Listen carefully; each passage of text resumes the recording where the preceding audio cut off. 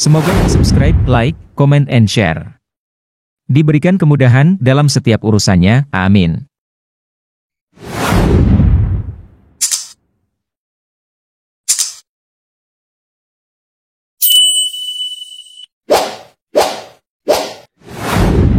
Yang perlu sekarang dibicarakan dalam Rijalul Hadis ini ada dua Ahmad.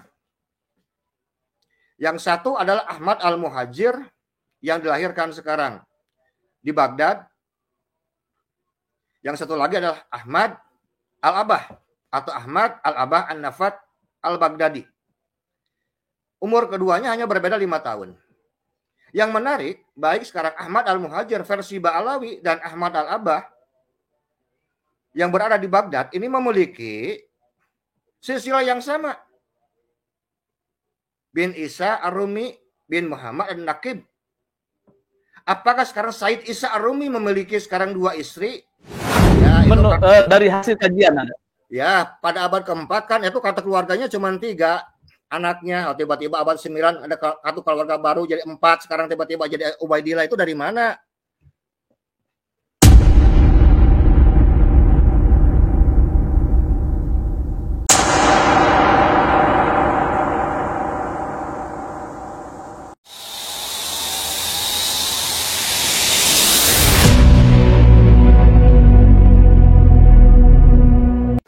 Sedikit saya memberi gambaran apa itu ilmu Rijalul Hadis. Ilmu Rijalul Hadis merupakan ilmu yang mempelajari mengenai keadaan para perawi hadis, baik dari sahabat, tabi'in maupun angkatan setelahnya. Ruang lingkup dari ilmu Rijalul Hadis adalah dari kehidupan para tokoh perawi hadis itu sendiri, meliputi masa kelahiran, lalu perjalanan para perawi dalam meriwayatkan hadis, negeri asal maupun negeri di mana mereka mengembara, kepada siapa saja mereka memperoleh hadis, dan kepada siapa saja mereka menyampaikan hadis. Ya, manfaat yang dapat diambil mempelajari ilmu Rijalul Hadis adalah kita dapat mengetahui bagaimana membedakan antara hadis sahih dan hadis palsu dengan cara mempelajari perawi dari hadis tersebut. Lalu, apa relevansinya ketika nasab Ba'alawi ditinjau dari ilmu Rijalul Hadis? Saya langsung ke Kiai Alawi. Kiai Alawi, Kiai Alawi adalah pengkaji ilmu Rijalul Hadis dan nasab Ba'alawi dari pendekatan Rijalul Hadis. Apa yang Anda temukan, Kiai, tentang sosok Ubaidillah bin Isa ini ketika mengaduk-aduk atau membongkar kitab-kitab atau risalah-risalah di era itu? Apakah Anda menemukan sesuatu? Silakan, Kiai.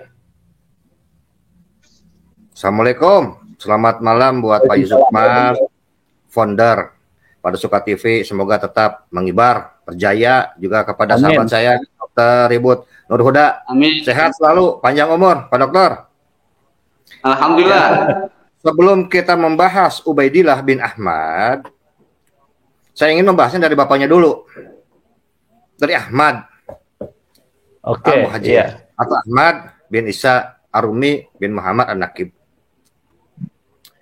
Di sini ada kesimpang siuran sejarah antara Ahmad Al-Muhajir dan Ahmad Al-Abah. Kalau kita bicara sekarang targetnya adalah Rijalul Hadis, sosoknya perawi sebagai seorang reporter, seorang informan yang mengumpulkan berbagai informasi. Sebetulnya ada beberapa nama ini yang beredar. Yang pertama, Ahmad Al-Muhajir bin Isa. Ahmad bin Isa. Ahmad bin Isa bin Muhammad. Ahmad bin Isa bin Muhammad An-Naqib. Ahmad Al-Abah Al-Baghdadi. Ahmad Al-Abah Al-Baghdadi, Ahmad Al-Basri, Ahmad An-Nafat. Dalam ilmu Rijalul Hadis, sudah umum bila seseorang sekarang memiliki banyak nama, lazim dikatakan sebagai mukhtalifun, katsiran jiddan, alias pembohong, pendusta. Artinya orang yang dimaksud itu tidak memiliki eksistensi atau majhul, bisa sebut-sebut majhul, tidak dikenal, tidak ada. Kenapa? Bagaimana mungkin kita bisa membuktikan sebuah eksistensi bila ia sendiri tidak eksis?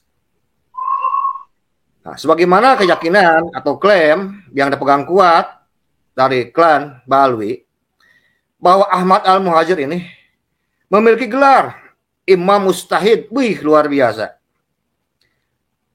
Dan dalam tradisi keislaman, keilmuan Islam, yang namanya Imam Mustahid, mereka semua adalah muhaddis. Mereka adalah penghafal hadis, pengkoreksi hadis, mereka juga ahli fikih, dan ahli periwayat hadis. Karena tidak ada satupun imam mustahid yang tidak meriwayatkan hadis. Tidak ada. Nah, tentang hal ini saya melihat ini sekali lagi sebagai sebuah glorifikasi terhadap seseorang yang sebetulnya tidak ada. Tapi dinisbatkan, ditempelkan sebuah gelar yang mulia dalam keilmuan agama Islam, itu Imam Mustahid. Nah, sekarang kita lihat versi Ba'alawi bahwa yang namanya Ahmad bin Isa ini dalam berbagai manaqib kelahirannya ini banyak. Disebutkan tahunnya ada 2 tahun 214, 260, 273, 279 Hijriah.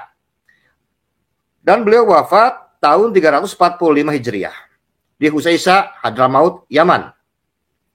Beliau dibesarkan dalam keluarga yang mewah, kaya raya, terhormat, bahkan dikatakan juga terlahir dari keluarga kerajaan di daerah Basrah, Irak. Namun, Imam Ahmad Al-Muhajir memutuskan hijrah dari Irak, manakala negeri 1001 malam tersebut dana fitnah dan gerakan dari gerakan Karamitah yang sangat hebat dan dahsyat. Demi menyelamatkan akidah anak cucunya, sedangkan limpahan harta benda yang begitu banyaknya ditinggalkan begitu saja. Kemudian pergi menuju Madinah, kemudian Mekah, kemudian berkeliling di Yaman dan akhirnya menetap di Hadramaut. Dari sini kemudian beliau dikenal sebagai Imam Mustahid. Sejak kecil, Imam Ahmad ini tumbuh dalam asuhan dan didikan kedua orang tuanya dalam lingkungan keluarga yang penuh dengan keilmuan, kemuliaan, serta keistimewaan.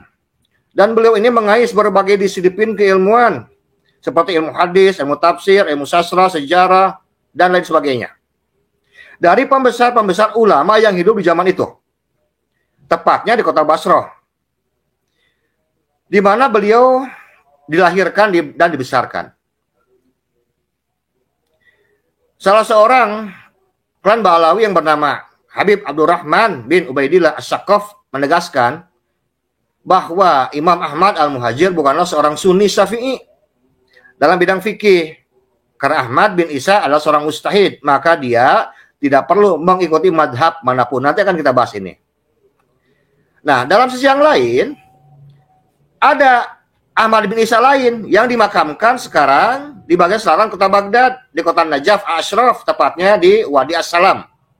Beliau wafatnya tahun 305 Hijriah, atau berbeda 5 tahun dengan Ahmad Al-Muhajir versi Ba'alawi.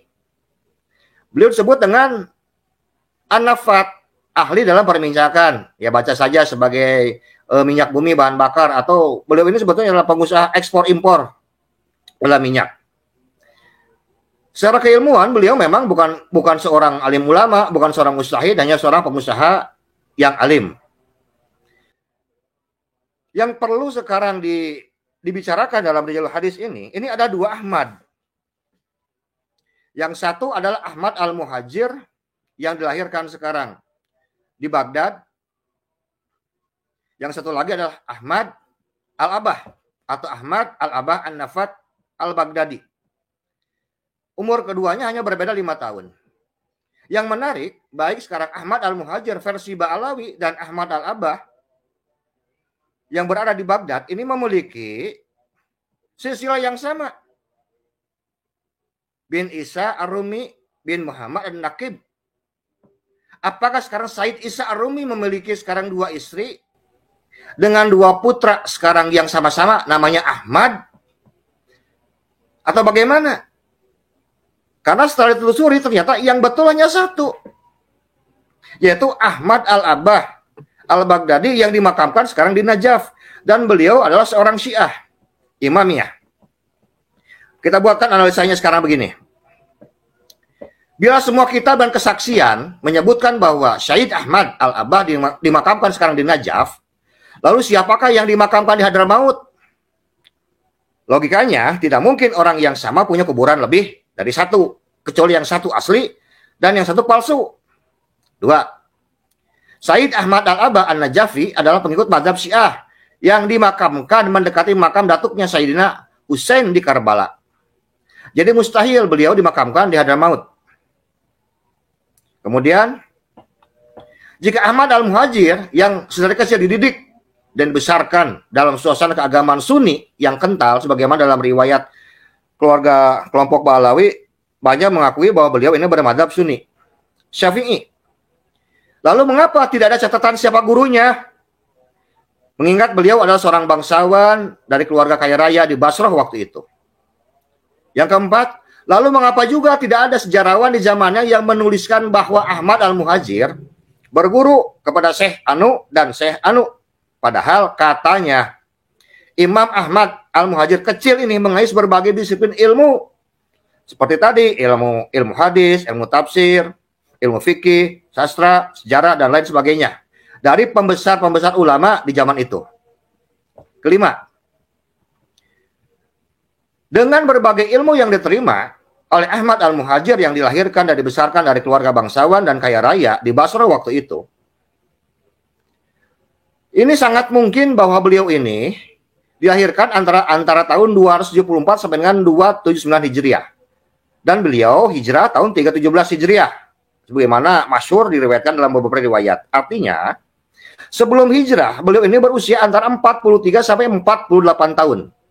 Nah, sekarang bila dirunut para pembesar ulama di saat itu yang hidup dan pantas menjadi guru-gurunya Ahmad Al-Muhajir kecil atau sudah dewasa 43 sampai 48 tahun adalah Imam Muhammad bin Jarir At-Tabari Al-Baghdadi. Beliau lahir 224 sampai dengan 310 Hijriah.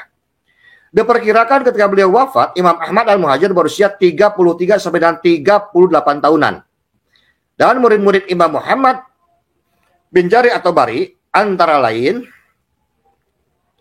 dikatakan oleh Al-Hafidh Ad-Dhahabi adalah Abu Syu'aib, Abdullah bin Al-Hasan Al-Harani, Abdul Qasim At-Tabari, At-Tabarani, Ahmad bin Kamil Al-Qadi, Abu Bakar Asy-Syafi'i, Abu Ahmad ibnu Adi Al-Mukhallad bin Ja'far Al-Bakhrahi, Abu Muhammad ibnu Zaid Al-Qadi, Ahmad bin Al-Qasim Al-Qassab, Abu Amir Muhammad bin Ahmad bin Hamdan, Abu Ja'far bin Ahmad bin Ali Al-Khatib, Abu Ghafar Al-Ubaidillah Al-Hudaybi, Abu Al-Mufaddal Muhammad bin Abdullah Asy-Syaibani, Mu'alla bin Sa'id, dan banyak lagi. Bila benar Imam Ahmad Al-Muhajir mengais ilmu dari para pembesar ulama saat itu, mereka adalah murid-murid terbaiknya Imam Ibnu Jarir At-Tabari yang pasti akan sangat senang untuk mereferensikan sebagai guru-gurunya Imam Ahmad Al-Muhajir. Tapi kenyataannya tidak ada satupun riwayat yang mereka memiliki murid yang bernama Ahmad bin Isa, atau Ahmad bin Isa meriwayatkan beberapa orang dari mereka adalah guru-gurunya. Tidak ada sama sekali. Kemudian yang keenam, tadi dikatakan bahwa menurut Habib Abdurrahman bin Ubaidillah Asy-Syaqqaf menebaskan bahwa Ahmad Al-Muhajir, beliau ada seorang mujtahid, sehingga beliau bukanlah seorang Sunni dari Syafi'i. Maka beliau tidak perlu mengikuti mazhab manapun. Sedangkan yang masyhur dalam dunia keislaman bahwa Imam Ahmad Al-Muhajir adalah seorang Sunni. Dan pernyataan beliau yang menyatakan bahwa Ahmad bin Isa adalah seorang mujtahid, maka dia tidak perlu mengikuti mazhab apapun, adalah pernyataan yang salah dan menyesatkan. Karena mayoritas mujtahid, fuqaha, dan ahli hadis semuanya bermadhab. Contoh, pendiri mazhab Maliki, Imam Malik; pendiri mazhab Hanafi, Imam Abu Hanifah; pendiri mazhab Syafi'i, Imam Syafi'i; pendiri mazhab Hambali adalah Imam Ahmad bin Hanbal, dan semuanya adalah mujtahid mutlak mustaqil. Pertanyaannya, lalu sejak kapan Imam Ahmad bin Isa dikatakan sebagai pendiri mazhab Ahmadi atau Al-Muhajiri? Semua adalah kebohongan yang nyata. Pengakuan internal yang diviralkan tanpa disertai pengakuan eksternal yang sudah viral adalah sebuah kedustaan. 7. Dikatakan tadi bahwa Ahmad Al-Muhajir pada tahun 317 itu meninggalkan Basrah, hijrah ke Madinah sampai tahun 318. Berarti beliau 1 tahun dari Basrah ke Madinah, 317 sampai 318. Kemudian pada tahun 318 Hijriah beliau ke Mekah untuk menunaikan ibadah haji dan tinggal di sana sampai tahun 320. Artinya 1 tahun di Madinah, 2 tahun sekarang beliau menetap sekarang haji di Mekah. Hanya ini tidak masuk akal. Kenapa? Tidak masuk akal. Karena yang masyhur bahwa pada tahun 317 Hijriyah di Mekah terjadi pembantaian besar-besaran sejumlah kurang lebih 30.000 jamaah haji oleh gerakan Qaramitah. Maka tidak mungkin sekarang ketika sekarang Imam Ahmad Al-Muhajir dari Basrah 317, kemudian beliau berangkat ke Madinah, berangkat lagi sekarang ke Mekah, yang waktu itu masih dikuasai secara penuh oleh gerakan radikal dari sekte Syiah Ismailiyah dengan mengatakan yang menyatakan dirinya sebagai gerakan Qaramitah. Ini sulit dipercaya, ada 2 riwayat yang bertentangan. Karena mustahil, karena kan beliau mengatakan bahwa beliau pergi itu kan dengan anak istrinya, berikut 70 orang pembantunya untuk menyelamatkan akidah sunninya. Kemudian ini seolah-olah beliau seperti masuk sekarang bukan hanya ke kandang singa masuknya, tapi beliau ini masuk ke kandang pembunuh berdarah dingin, seperti memberikan nyawa. Ayolah. Jadi ini sebuah kisah sebetulnya yang tidak logis dan tidak masuk akal sama sekali. Nah, riwayat tentang pembunuhan besar-besaran tentang sekte Qaramitah ini diriwayatkan secara detail oleh Imam Ibnu Jarir at-Tabari dalam kitab Tarikhul Umam wal Muluk, kemudian oleh Ibnu Katsir dalam kitab Bidayah wal Hidayah, kemudian juga oleh Ibnu Asir dalam kitab Al-Kamil fit Tarikh. Sekarang itu analisa pertama. Sekarang analisa yang kedua. Ahmad Al-Abai itu diyakini sebagai penganut mazhab Syiah Imamiyah, yang makamnya itu di Najaf, Irak. Sedangkan Ahmad Al-Muhajir itu oleh Ba'alawi diyakini sebagai penganut Sunni Syafi'iyah. Yang kedua. Kedua Ahmad ini diklaim memiliki silsilah yang sama-sama bin Isa Ar-Rumi bin Muhammad An-Nakib. Kok bisa? Mungkinkah mereka adik kakak? Beda ibu? Karena memiliki silsilah ke atas yang sama. Ataukah Sayyid Isa Ar-Rumi memiliki 2 orang putra yang sama-sama namanya Ahmad? 3. Menurut Ba'alawi, Ahmad Al-Muhajir seorang imam dan mustahid, bukan seorang pengusaha ekspor impor minyak. Menurut Syiah, Ahmad Al-Aba itu pengusaha ekspor impor minyak, bukan seorang mustahid dan seorang ulama. 4. 2 orang yang berbeda, yang satu bermadzhab Syiah, yang hidupnya di Baghdad dan wafat di Najaf, Irak, yang makamnya dibangun pada abad ke-4 Hijriah. Tapi dalam waktu yang hampir sama, beliau juga seorang Sunni Syafi'iyah yang hidup di Basra dan wafat di Husaisah, Yaman, dan makamnya dibangun pada abad 9 Hijriah.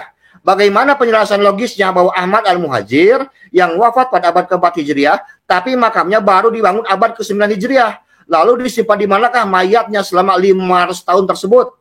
Terakhir 5. Apa bisa 2 orang yang berbeda hidup dalam satu nama dengan berbagai profesi berbeda, aktivitas yang berbeda, hidup yang berbeda, dan matinya pun berbeda tempat, memiliki istri dan anak yang sama, jumlah istri dan anaknya sama, bahkan nama istri dan anak-anaknya pun sama? Mungkinkah seperti itu? Begitu Pak Yusuf. Oke, baik. Saya justru tertarik dengan Ahmad Al-Aba. Ahmad Al-Aba sekarang makamnya ada. Ada ya? Masih diziarahi. Dan itu menurut Kiai Alawi itu lebih make sense bahwa Ahmad Al-Aba itu wafat di Baghdad, Irak, dan dekat dengan datunya Sayyidina Husain yang wafat di Karbala ya. Nah di situ. Ya. Nah kalau kemudian ke bawahnya nih kan di sini Ahmad Al-Aba yang menurut hasil temuan atau telahannya Ki Alawi itu yang lebih masuk akal, apakah sosok Ahmad Al-Aba atau Ahmad Al-Muhajir ada di Yaman? Ahmad Al-Aba. Jika melihat runtutannya tadi.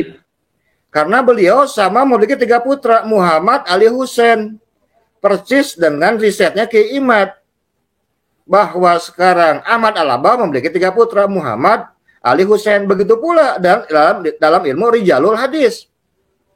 Memiliki kesamaan, sama-sama abad ke-4. Makamnya sekarang di Najaf di Irak. Punya putranya 3.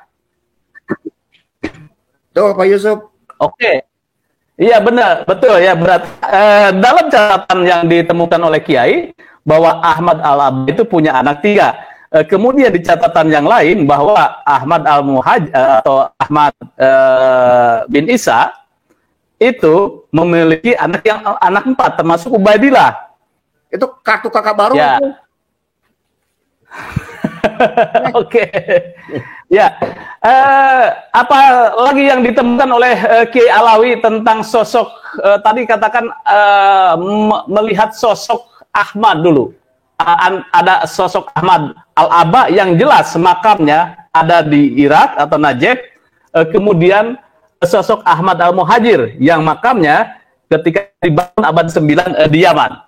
Nah, kemudian sosok Ubaidillah. Nah, sosok Ubaidillah kira-kira perbandingannya bagaimana nih Pak Kiai? Ya, kalau dalam ilmu Rijalul Hadis, Ubaidillah itu ya jelas tidak ada. Karena anaknya Ahmad Al-Abah cuma 3. Muhammad, Ali, sama Husain. Ubaidillah itu nggak ada. Karena ini sudah saya cek satu dari mulai Abdullah, Abdillah, Ubaidillah, Ubaidullah bin Ahmad bin Isa itu tidak ada. Itu saya ngecek itu kurang lebih 50 kitab itu, Pak Yusuf, itu nggak main-main. Lebih dari 4.000 jalur periwayatan. Dan itu saya tutup, riset saya itu dalam kitab Ad-Durrul Mansur, karangan Imam Jalaluddin As-Suyuti. Beliau itu meriwayatkan 7.355 hadis riwayat. Kalau beliau itu meriwayatkan kan kalimatnya, misalnya, Wakhroja Al-Bukhari fi Sahihi, wa Abu Daud fi Sunani.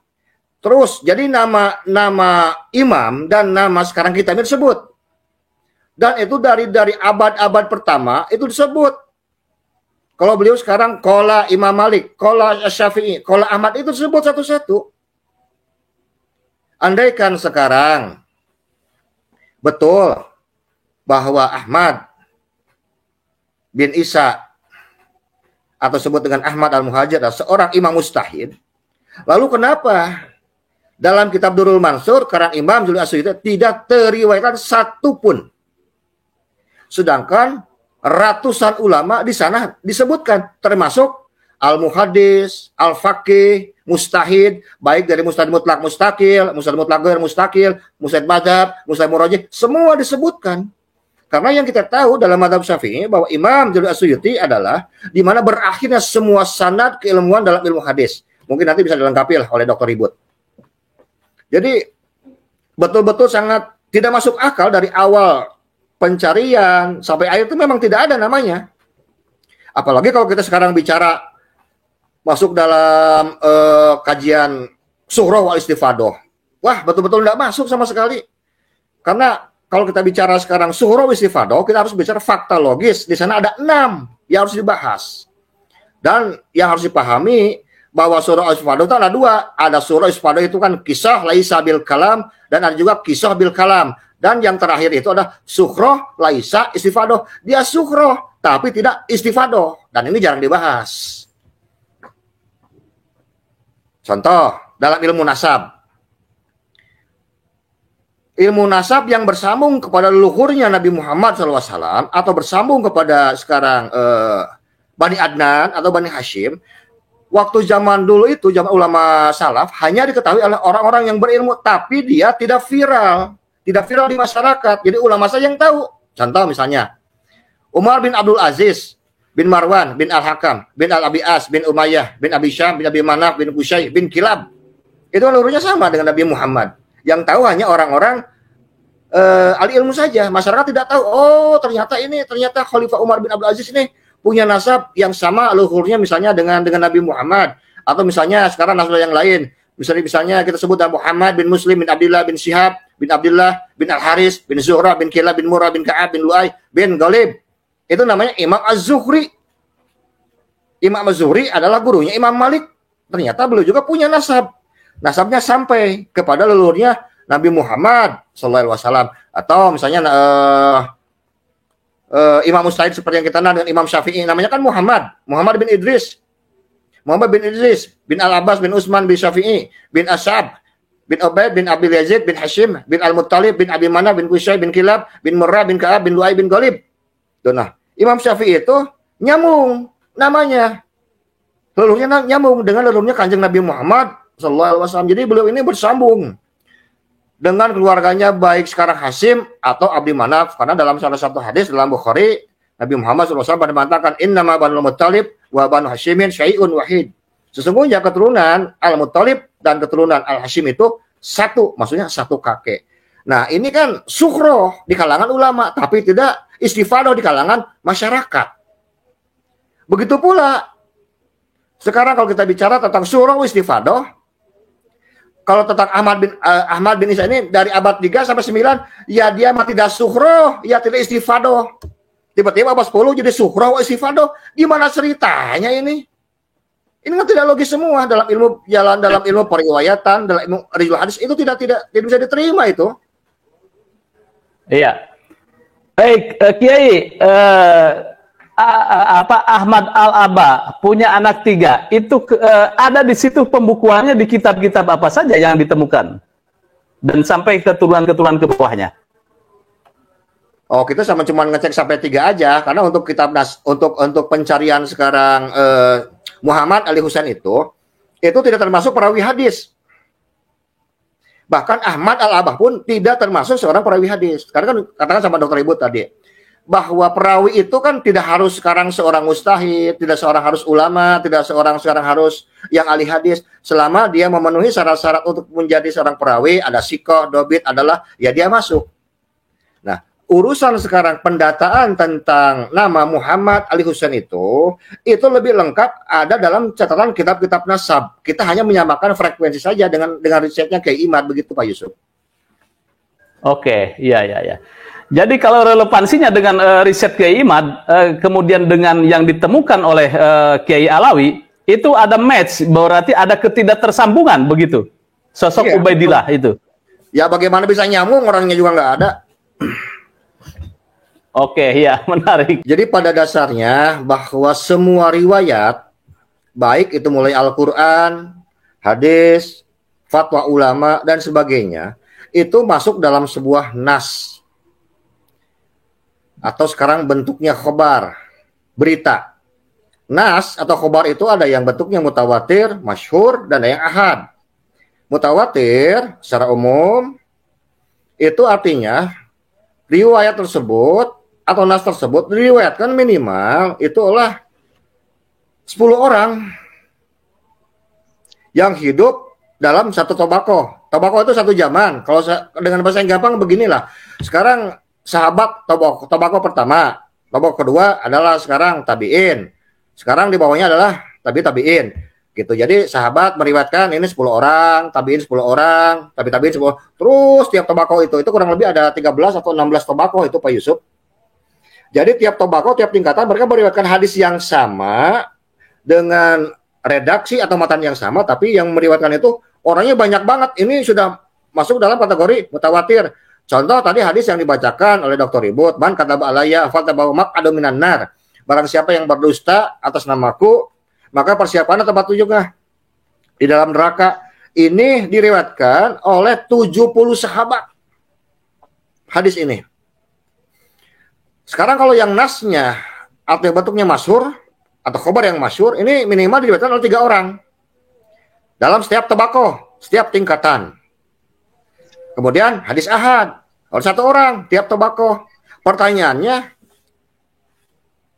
lalu riwayat sekarang Imam Ahmad Al-Muhajir dan Imam Ubaidillah bin Ahmad Al-Muhajir itu sejak kapan dimutawatirkan atau dimasyhurkan? Ya, oke. Ditemukan itu ditemukan nggak pada zamannya itu? Ya tidak ada. Tidak ada satupun. Kan mereka lahir kan abad 3 atau 4 Hijriyah. Yang ahad saja tidak ada, yang satu aja. 1 orang yang meriwayatkan. Abad ketiga nggak ada, abad keempat nggak ada.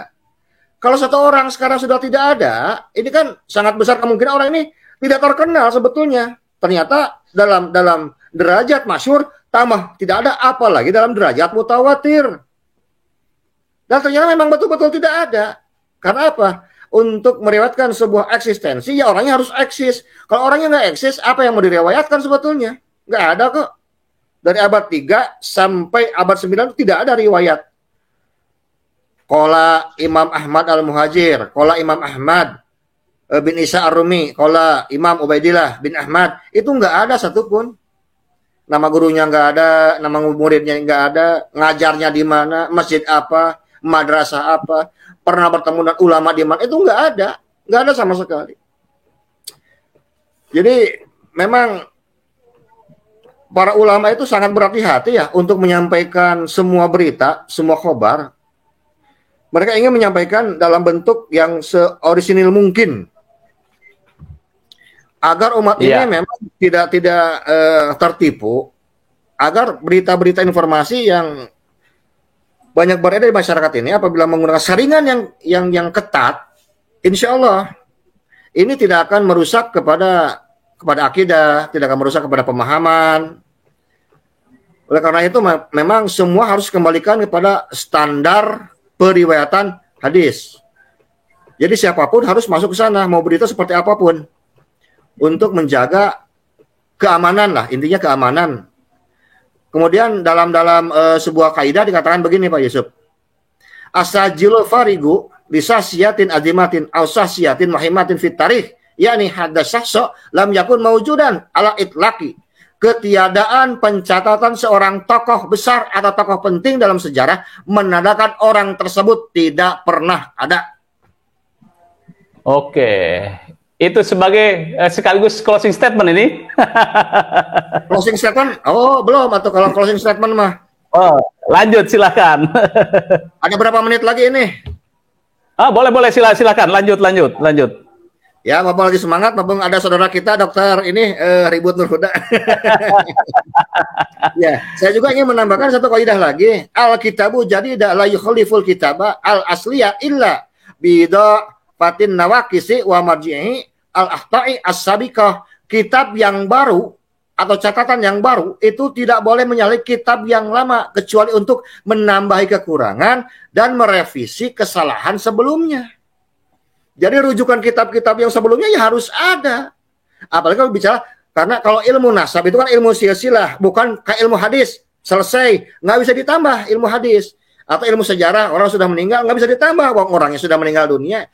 Kalau ilmu nasab, silsilah itu kan bertambah dari zaman ke zaman. Makanya kita perlu rujukan dari satu kitab ke kitab yang lain, dari satu zaman ke zaman yang lain. Jadi kalau silsilah itu berkembang. Nah, tidak mungkin sekarang tiba-tiba ini abad 9, silsilahnya lengkap, tanpa merujuk kepada data primer. Namanya dongeng, ini mah bohong, nggak ada kok.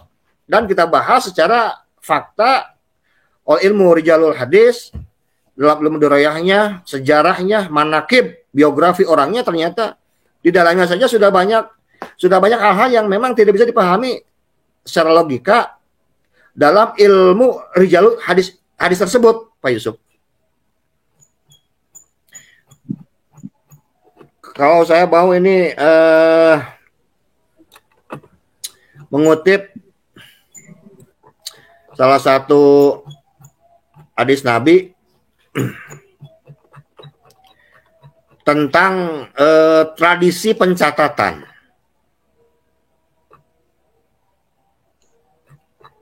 Tapi sebelumnya saya ingin apa yang bisa disampaikan oleh saya itu coba diberikan tambahan lagi, diberikan energi, diberikan vitamin oleh Ribut dulu. Baik.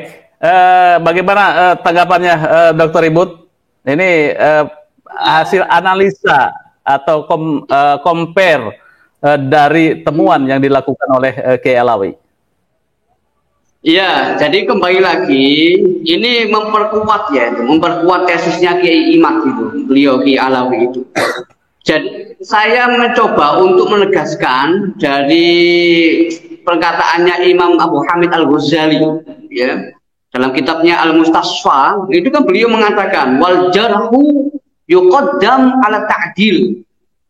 Jadi apa? Wal jarh yuqaddam ala ta'dil. Dari menjarah itu didahulukan daripada apa? Yuqaddam ala ta'dil, daripada mentakdil, memuji. Ketika orang itu misalnya ya yang suka menggunakan alasan husnudzon itu, ya.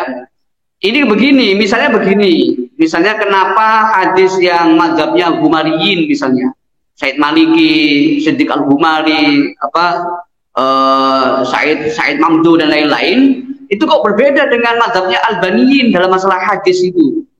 Ya, misalnya kalau Albani kan begini, kalau ada orang yang mengkritik, mencela, menjarah, itu kemudian ada lagi yang mentakdil seorang perawi, itu mereka kalau dari kalangan Albani itu hadis itu ditolak. Kenapa demikian? Karena ada yang menjarah. Oh, dia berbohong, dia berdusta, walaupun yang lain mengatakan oh dia jujur. Itu hadis itu ditolak. Kenapa? Karena ada yang menjarah. Ini berbeda di kalangan yang lunak, ya kalangan mazhab kita, Ahlussunnah wal Jamaah ini yang nerima tasawuf, ya, sehingga amalan-amalan yang tidak semua dhaif, apalagi maudhu, ya, hadis-hadisnya kita bisa menerima, ya. Bahkan hadis untuk fadhilul amal, hadis dhaif pun kita kerjakan, kita laksanakan. Itu yang dipakai itu kan ketika ada yang menjarah dan yang mentakdil, itu hadisnya diterima. Apa alasannya? Alasannya husnudzon, ya. Alasannya husnudzon. Ada orang yang mencela, mengatakan ini, oh ini pembohong, oh ini manipulator, suka nambah-nambahin. Itu yang lain bilang, oh ini orangnya jujur, orangnya ini apa adanya, soleh dan sebagainya, sikoh dan lain-lain. Lah, diambil dengan alasan husnudzon. Terus bagaimana kalau ketika diterapkan dalam masalah nasab ini, ya? Lah tentu ini yang ketika misalnya dari pendukung Ba'alawi misalnya mengatakan, ya kita husnudzon, ini bukan masalah husnudzon. Kalau Anda menggunakan persoalan husnudzon, itu kan datanya kan jelas itu. Bukan masalah mutasilnya atau tidak, mukoteknya, tapi memang la asal lahu, asal usulnya itu nggak ditemukan pada abad ke-10. Nah itu. Dan Imam Ghazali menambahi dalam pernyataannya itu, wala budda min zikri sababit tarjih. Ya, kalau mengunggulkan yang muqaddam, yang yang kalau mendahulukan takdil daripada jarah misalnya, apa alasannya? Kalau mendahulukan sebaliknya juga apa alasannya? Itu Imam Ghazali. Oleh karena itu, kajian Kiai Imad itu setelah dikomentari oleh para ulama, para kiai, para ahli, para tokoh, itu semakin melengkapi dan semakin gamblang itu. Dan tidak perlu dibelokkan ke framing dan lain-lain, fokus pada kajian ilmiah saja. Insya Allah akan dipahami, ya, tanpa harus dipaksakan. Karena kita mengenali kebenaran bukan dari seorang tokoh, bukan dari seorang rijal, ya, i'rifil rijal bil haq, ya, wala ta'rifil haq bil rijal. Jadi kan kita diperintah, Sayyidina Ali mengatakan begitu. Jangan melihat kebenaran dari seseorang, tapi lihat seseorang sebagai ar-rajul. Entah itu rijalul hadis, entah itu rijalallah, ibadallah, rijalallah dan sebagainya. Lihatlah dari al-haq yang dia bawa, ya, jangan dibalik-balik begitu. Makanya ini kajian di jalur hadis tetap tidak bergeser kemana-mana, fokus pada objeknya. Sebagaimana nadzur sohi dalam kajian ini adalah persoalan silsilah masalah nasab Ba'alawi.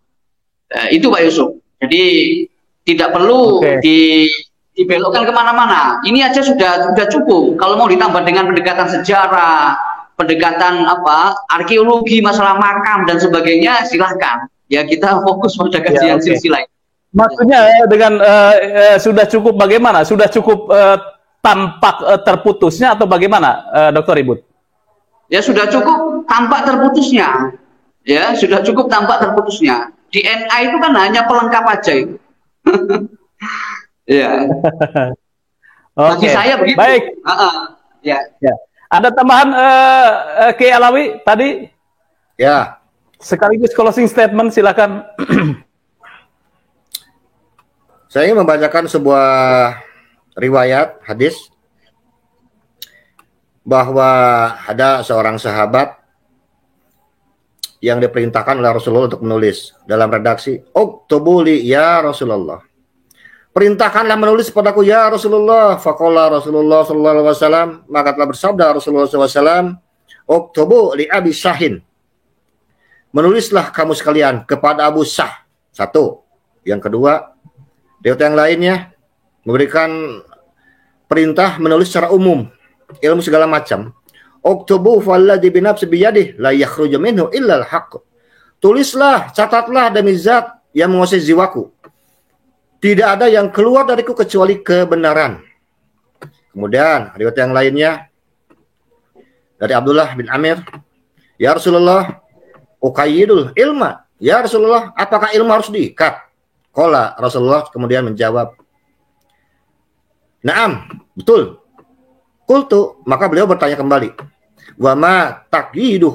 Lalu bagaimana cara mengikatnya? Bil kitab, dengan cara mencatat, dengan cara menulis. Dan terakhir, riwayat dari Anas bin Malik yang mengatakan, qayyidul ilma bil kitab. Ikatlah ilmu dengan catatan. Jadi tradisi mencatat itu adalah memang perintah dari Nabi Muhammad SAW. Dan selain itu ini merupakan pencatatan adalah sebuah tradisi, merupakan sebuah keniscayaan sebagai sebuah tanggung jawab ilmiah atas bukti yang ada. Bila semua ilmu yang pernah diturunkan oleh Nabi Muhammad SAW kepada semua para sahabatnya, dan para sahabat begitu taat, patuh dalam melaksanakannya, lalu bagaimana dengan seorang yang lalai dalam menjaga ilmu dengan pencatatan bisa kita percaya? Jadi pencatatan itu, kejadian hari itu apa? Ini yang ditulis oleh para sahabat. Karena sesuatu ilmu dianggap penting, makanya ini sebagai bukti ilmiah. Jadi Nabi Muhammad mengajarkan bukti ilmiah dengan apa? Bil kitab, dengan cara menulis, mencatat, bukan dengan bizoni, bukan dengan hati. Zoni mah nggak bisa diuji coba. Sekarang kalau menguji coba zoni gimana? Harus dikeluarkan dulu perasaannya. Terus alatnya untuk menguji coba perasaan itu apa? Nggak ada itu. Nah, zoni itu harus tetap dengan dalil, dengan hujah. Para ulama menggunakan zon, tapi dengan ayat, dengan hadis, semuanya ada. Bukan hanya mengandalkan perasaan semata, nggak bisa. Salah orang kalau sudah menggunakan zon, hanya mutlak menggunakan perasaannya semata, kemudian dia mengabaikan data-data valid dan fakta yang ada. Begitu Pak Yusuf.